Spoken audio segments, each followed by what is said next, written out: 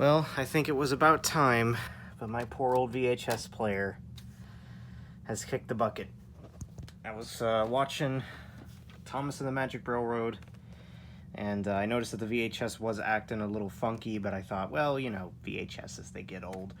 I got to a point where Alec Baldwin was reading off a letter from Sir Topham Hatt, and he said, "Where have you been?" And then the VHS crapped out. And I said, well, so much for that. It's an old VHS. But then I went to rewind it because I wanted to take a video of that, because that's actually kind of a funny point to end off. Just where have you been? Then it just shuts off. And it still wouldn't show any footage. And I went, okay. So I went to put in, you know, a loose VHS, something that, you know, I've never played before. And, well, no footage.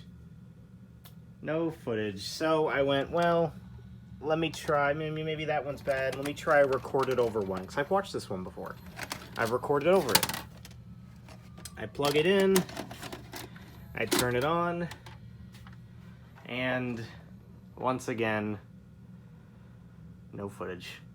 Thomas the Tank Engine has destroyed my VHS player, or more likely, it was already on the verge of collapsing, and it was just, you know, about time.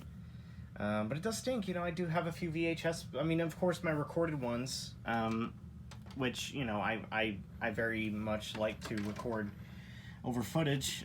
This footage is, unless I get another VHS player, is kind of lost. And of course, I've got some VHSs, like Sailor Moon R, the movie, Harriet the Spy, Good Burger, and this, that I will no longer get to watch, unless I find a used VHS player that runs well. So there you go. I'm sorry, old VHS player, you will be missed.